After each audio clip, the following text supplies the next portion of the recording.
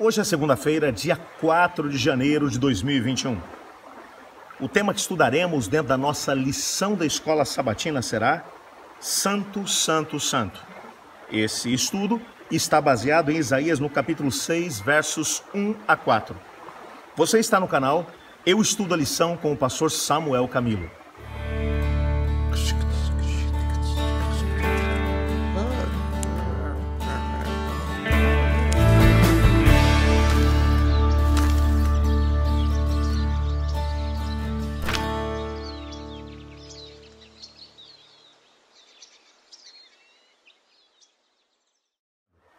O rei Uzias havia acabado de falecer. Apesar de ter tido seus problemas, as suas dificuldades, mas Uzias havia conseguido trazer estabilidade política para o país. O país vivia um bom momento em termos econômicos, vivia um bom momento em termos de política internacional, mas agora com a morte de Uzias, alguns questionamentos vinham à mente de Isaías. Será que os elementos externos não vão influenciar nesse momento no próprio país? Como mencionei ainda na lição de ontem, Tiglat-Pileser, que era o rei da Assíria, estava se fortalecendo grandemente e dentro de pouco tempo as incursões que ele já fazia no entorno da região de Nínive, a sua capital, com os países no entorno, vinha seguindo na direção do seu próprio país, e ele esperava o momento em que isso fosse chegar. A grande pergunta que ficava no coração de Isaías naquele momento é: quem está no comando nesse momento da política internacional? Quem nesse momento está comandando os eventos que poderão trazer sérios problemas para a nação? O povo de Deus estava longe do caminho do Senhor, como vimos na lição da semana passada. Eles haviam realmente se afastado do Senhor. Estavam longe de ser aquilo que o Senhor Deus esperava que eles fossem. E agora, diante dessas circunstâncias, ele se perguntava como as coisas poderiam ter lugar. No livro Profetas e Reis, Ellen White dá a entender que Isaías estava desanimado diante do seu trabalho. Ele já tinha, nos próprios capítulos 1 a 5, nós encontramos as primeiras mensagens que Isaías havia trazido ao povo, mas parece que o resultado não acontecia. Ele estava frustrado, ele estava olhando para os problemas à sua volta e se perguntando como é que a sua história iria terminar.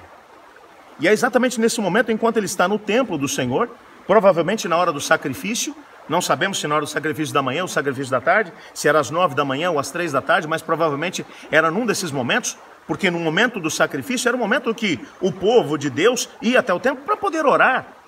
E ele estava ali provavelmente orando a Deus e dizendo: Senhor, eu não sei o que está acontecendo, a política internacional agora está cada vez mais complicada, a gente está sentindo os inimigos se aproximando, o nosso rei que trazia algum tipo de estabilidade para o país acabou morrendo, o teu povo está longe dos seus caminhos, Senhor, o que está acontecendo? Isso está uma confusão.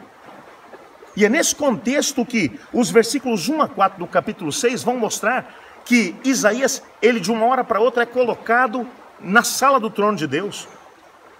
E ele vê agora serafins que estão voando por todos os lados. E esses serafins, enquanto voam em volta do trono de Deus, porque ele vê um grande trono estabelecido e Deus assentado sobre o seu trono. Enquanto ele está olhando para isso tudo, ele vê exatamente o momento em que os anjos começam a dizer: Santo, Santo, Santo é o Senhor Todo-Poderoso. O seu esplendor enche toda a terra. Quando você olha para isso, essa era, na verdade, uma resposta que Deus estava dando para o profeta. O profeta estava olhando na direção errada. O profeta estava olhando para as questões políticas, para uma nação impiedosa que estava se levantando. Ele estava olhando para o povo que estava com o coração no lugar errado. Ele estava olhando para a morte do rei. Quando, na verdade, os nossos olhos têm que estar fixamente apontados para o trono do universo, de onde o Senhor Deus dirige todas as coisas. Meu amigo, quem controla a nossa vida não pode ser as circunstâncias. Deixa eu aproveitar e abrir aqui um parênteses para poder dizer para você que o coronavírus não pode dirigir a nossa vida. Ele não deve. Não é que ele não pode, ele não deve. Porque ele tem controlado a vida de muitas pessoas. Não é a crise política que vivemos no nosso país, a crise financeira que se abate sobre o mundo, que tem que nortear a nossa vida. Nossos olhos têm que estar fixados no trono do universo, de onde o Senhor Deus dirige todas as coisas. É interessante que o nosso guia de estudos vai mencionar aqui que algo aconteceu em alguns momentos da história, como por exemplo, quando você olha para alguns indivíduos que tiveram a possibilidade de poder viver em momentos realmente difíceis da história do nosso planeta. Quando olhamos, por exemplo, para a história de Daniel, para a história de enquanto o seu país havia sido completamente destruído, Jerusalém arrasada, Daniel é levado para a Babilônia, deportado. Os seus olhos não estavam naqueles que eram seus captores, naqueles que haviam destruído talvez muitos dos seus familiares e amigos em Jerusalém, daqueles que os haviam raptado para uma terra estrangeira. Seu olhar não ficou focado neles, estava focado em ninguém menos do que aquele que se assenta sobre o trono, mesmo que ele não conseguisse enxergar nos eventos externos a mão do Senhor. Foi exatamente por isso que nos momentos de grande crise que vão aparecer dentro do contexto do seu próprio livro, quando ele estava para poder ser executado junto com os outros sábios, ele vai até o Senhor Deus e diz: Senhor, meus olhos estão no Senhor, não estão no Nabucodonosor. E naquela noite o Senhor Deus dá a ele o sonho e mostra qual sonho que o Nabucodonosor tinha tido e deu também a interpretação. Quando seus 3 amigos, o Ananias, o Misael e o Azarias, estavam para ser jogados na fornalha de fogo, o seu olhar não estava focado no trono da Babilônia, sobre o qual se sentava Nabucodonosor, mas no trono do universo. E quando Nabucodonosor os jogou na fornalha de fogo, o rei do universo veio para poder estar junto com eles. Eu quero que você compreenda que Isaías, naquele momento, estava tendo a possibilidade de ter o seu olhar direcionado para onde realmente importava. E hoje a minha pergunta para você é: para onde você está olhando?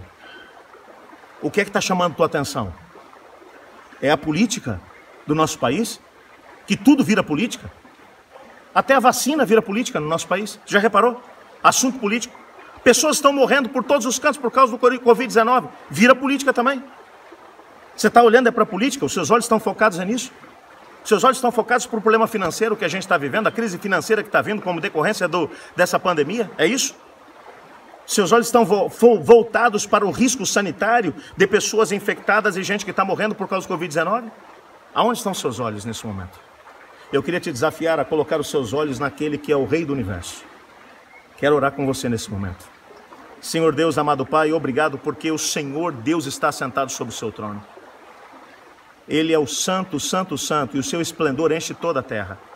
É Ele quem governa todas as coisas. Ajuda-nos a podermos olhar para o Senhor ao invés de olhar para as circunstâncias externas. Pois é em nome de Jesus que oramos. Amém. Eu estudo a lição. E você?